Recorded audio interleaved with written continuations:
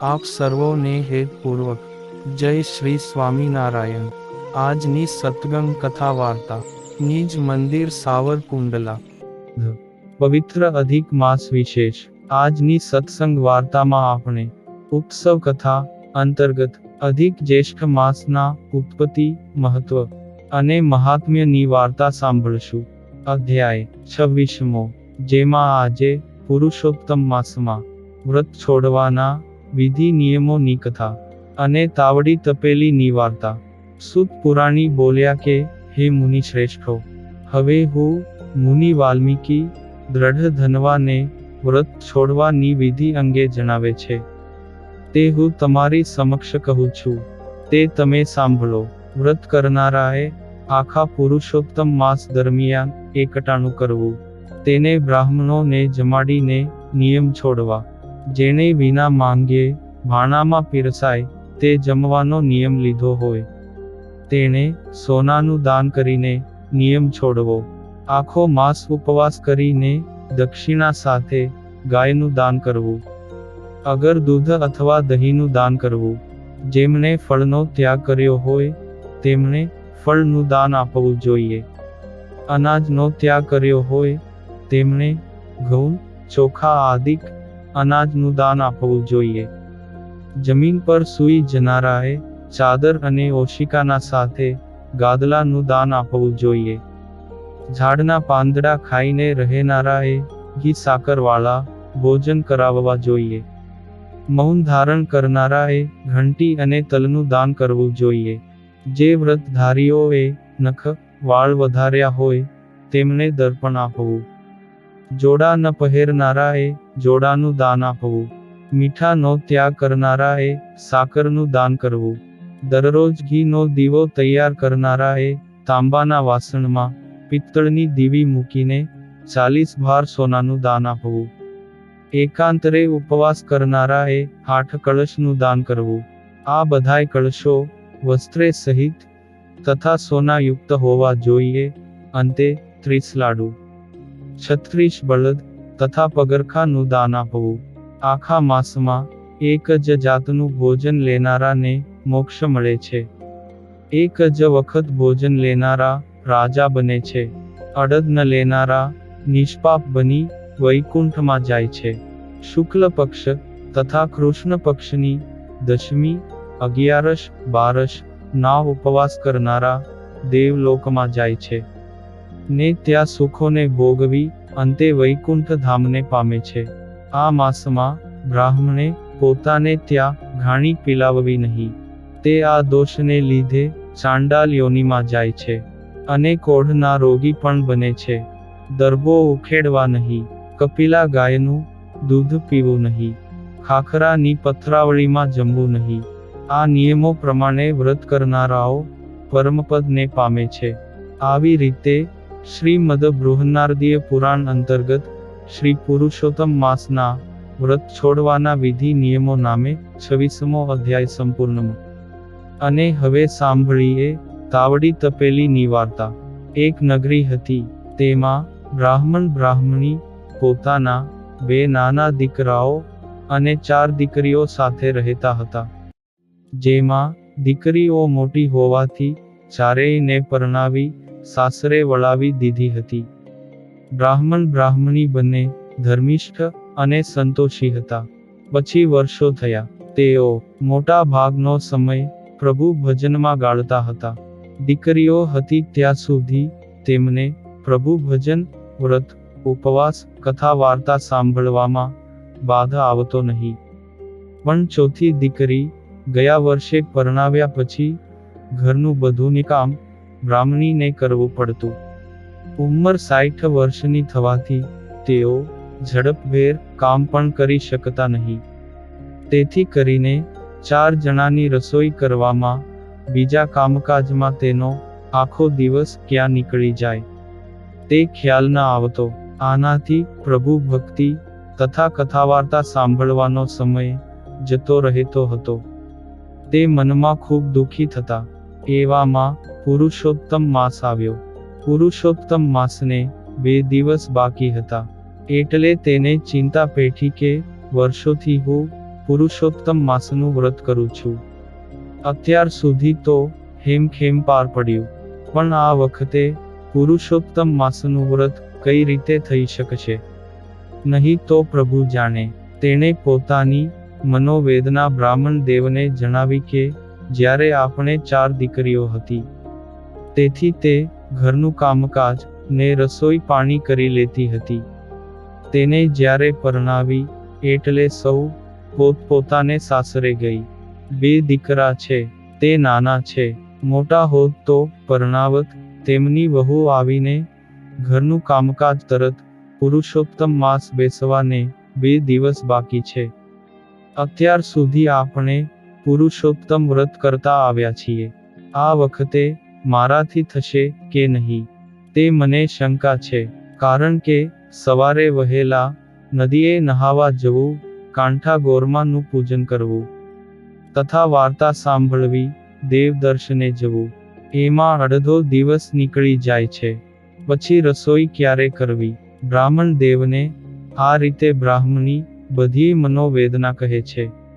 આ સાંભળીને બ્રાહ્મણ દેવ કહે છે કે આ વાત બિલકુલ સાચી છે. હે ભાગ્યવાન, મારા પુરુષોત્તમ ભગવાન દયાળુ છે.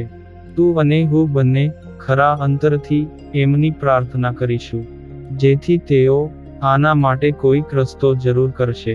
તે સાંજે બ્રાહ્મણીએ પૂજા સ્થાનમાં બેસીને ભગવાન શ્રી પુરુષોત્તમને અનેક આજીજી કરી વિનંતી કરી. ભક્ત જો શુદ્ધ હૃદયે પ્રાર્થના કરે તો ભગવાન સાંભળે નહીં એવું તો બને જ નહીં. પ્રભુ અવશ્ય સાંભળે છે. તે બ્રાહ્મણીની પ્રાર્થના પ્રભુએ સાંભળી. પછી બ્રાહ્મણીને રાત્રિના છેલ્લા પ્રહરે દર્શન દીધા અને કહ્યું કે તમે બંને ધર્મિષ્ઠ છો, ભક્તિવાળા છો. તમારી અતૂટ શ્રદ્ધા જોઈને હું પ્રસન્ન થયો છું. તમે રાંધવાની કડાકૂટમાં મારું સ્મરણ નથી કરી શકતા, તેથી મારું મન દુભાય છે. માટે હું તમને દેવતાઈ તાવડી ને તપેલી આપું છું, જે સવારે તમને રસોડામાં મળી જશે. તાવડીમાં તમે તાવેથો ફેરવશો એટલે ઊના રોટલા મળશે, અને તપેલીમાં કડછી ફેરવશો એટલે માંગો તે શાક અને મીઠાઈ મેવા મળશે. પરંતુ હે બ્રાહ્મણી, આ વાત તમારે તમારા પતિ સિવાય કોઈને કહેવી નહીં. આમ કહીને પ્રભુ તો અંતર્ધાન થઈ ગયા. પછી બ્રાહ્મણીની આંખ ખુલી ગઈ અને બ્રાહ્મણને જગાડી પોતાના સપનાની વાત બ્રાહ્મણ દેવને કહી સંભળાવી. પછી બંનેએ આખી રાત પ્રભુ ભજનમાં ગાળી. ને સવાર થતા બ્રાહ્મણી રસોડામાં ગયા. ત્યાં તો રૂપાની તાવડી અને સોનાની તપેલી જોઈ. ત્યારે એ બંનેની આંખમાં હર્ષના આંસુ આવી ગયા અને બંને રાજી થઈ ગયા. પછી બંનેએ પ્રભુના ગુણગાન ગાવા લાગ્યા. ને રસોઈનો સમય થતા બ્રાહ્મણીએ તાવડીમાં તાવેથો ફેરવ્યો એટલે તરત જ ઊના રોટલા ઉતરવા લાગ્યા. પછી તેણે તપેલીમાં કડછી ફેરવતા મેવા ને મીઠાઈ મળ્યા. હવે બ્રાહ્મણીએ દ્રઢ સંકલ્પ સાથે આવતીકાલથી પુરુષોત્તમ માસનું વ્રત કરવાનો નિશ્ચય કર્યો. પુરુષોત્તમ માસના પ્રથમ દિવસે બ્રાહ્મણી સવારે વહેલા ઉઠીને નદીએ સ્નાન કરવા ગયા. કાંઠા ગોરમાનું પૂજન કર્યું. પછી શ્રી પુરુષોત્તમ માસની કથા વાર્તા સાંભળીને યથાશક્તિ દાન દક્ષિણા કરી. પછી તેઓ મંદિરે દેવ દર્શને ગયા. ને બપોર થતા ઘેર આવીને બ્રાહ્મણીએ તાવડીમાં તવેથો ફેરવ્યો એટલે ગરમા ગરમ રોટલા ઉતર્યા, અને તપેલીમાં કડછી ફેરવી એટલે તેમાંથી મેવા મિષ્ટાન મળ્યા. પછી બ્રાહ્મણી અને તેમના 2 દીકરાઓ સાથે મળીને ખાધું. તે રસોઈનો સ્વાદ જોઈને છોકરાઓને નવાઈ લાગી. તેઓ આજ સુધી કોઈ દિવસ આવું સ્વાદિષ્ટ ભોજન જમ્યા ન હતા. આમ કરતા 2-4 દિવસ ગયા. બ્રાહ્મણી પ્રસન્ન હતી. માથેથી ચૂલો ગયો એટલે સવારથી સાંજ સુધી ભક્તિ કરવા લાગી. પરંતુ છોકરાઓ વિચાર કરે છે કે માતા રાંધે છે ક્યારે, નથી ચૂલો સળગાવતી કે નથી લોટ બાંધતી, વળી રોજ મેવા મીઠાઈ ક્યાંથી આવે છે. એટલે એક દિવસ છોકરાઓએ છુપાઈને આ બધું જોયું. પછી તો છોકરાઓએ તેમના મિત્રોને વાત કરી, ને તેમના મિત્રોએ ઘરે જઈ પોતાના માતા પિતાને વાત કરી. બસ 2 દિવસમાં તો આખું ગામ તાવડી તપેલીની વાત જાણી ગયા. ને પછી આ વાત રાજા રાણીને કાને ગઈ, ને રાણીએ તો બ્રાહ્મણીને ત્યાંથી તાવડી તપેલી મંગાવવા માટે રાજાની દબાણ કર્યું. એટલે રાજાએ પ્રધાનને સોના મહોરો લઈ બ્રાહ્મણીને ત્યાંથી તાવડી તપેલી લાવવા માટે મોકલ્યા. પ્રધાને ત્યાં જઈને બ્રાહ્મણને વાત કરી, પરંતુ બ્રાહ્મણીએ તાવડી અને તપેલી આપવાની ના પાડી. એટલે રાજાને આ વાતની જાણ થતાં તેમણે થોડા સિપાઈઓ સાથે સેનાપતિને મોકલ્યા. પણ બ્રાહ્મણીએ તેને પણ ના પાડી. એટલે સેનાપતિએ રસોડામાં જઈ બળજબરીપૂર્વક તાવડી તપેલી લઈ જવા માટે પ્રયત્ન કર્યો. ને તેમણે પ્રથમ તાવડી લેવા માટે હાથ લંબાવ્યો કે તેના આંગળા તે તાવડીની સાથે ચોંટી ગયા, અને પગ જમીન સાથે ચોંટી ગયા. એની ખબર સિપાઈઓએ દોડતા દોડતા રાજા પાસે જઈને કરી. એટલે રાજા ક્રોધથી ધુવાપુવા થતા ત્યાં આવ્યા, અને તેઓએ તપેલી લેવા માટે હાથ લંબાવ્યો કે તેના આંગળાઓ તપેલી સાથે અને પગ જમીન સાથે ચોંટી ગયા. પછી તો આ વાત આખાય ગામમાં ફેલાઈ ગઈ. એટલે લોકોના ટોળે ટોળા બ્રાહ્મણને ત્યાં આ બધું જોવા આવ્યા. ને રાણીની આની જાણ થતાં તે બ્રાહ્મણને ઘરે આવી, ને તે સમજી ગઈ કે ભગવાન કોપ્યા છે. પછી એમણે બ્રાહ્મણીને હાથ જોડી માફી માંગી. એટલે આકાશવાણી થઈ કે, હે રાજા, તું તારો ધર્મ ચૂક્યો છે. પ્રજાનું પાલન કરવાને બદલે તેને લૂંટવા તૈયાર થયો છે. જો તારે મુક્ત થવું હોય તો બ્રાહ્મણીને 1000 સોના મહોર આપ. રાજાએ મનોમન 1000 સોના મહોર આપવાનો સંકલ્પ કર્યો કે તરત જ તેના હાથ તપેલીથી અને પગ જમીનથી છૂટી ગયા, ને સેનાપતિના હાથ પગ પણ છૂટા થયા. પછી રાજાએ તરત જ ખજાનામાંથી 1000 સોના મહોરો મંગાવીને બ્રાહ્મણ અને બ્રાહ્મણીને આપી. એમની માફી માંગી. પછી રાજા પોતાની રાણી સાથે મહેલે ગયા. જે પુરુષોત્તમને ભજે પ્રેમથી તેના કષ્ટ દૂર થાય. પ્રારબ્ધ આગે હશે પાંદડું, ભાગ્ય ભરપૂર થાય.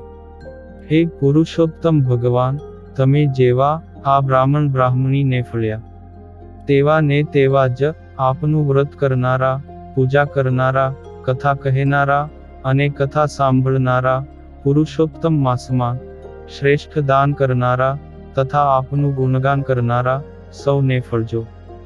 અને હવે પછીની કથા વાર્તા આપણે આગળના ભાગમાં સાંભળશું. અત્યારે આપ સર્વોને ભાવથી જય શ્રી સ્વામિનારાયણ.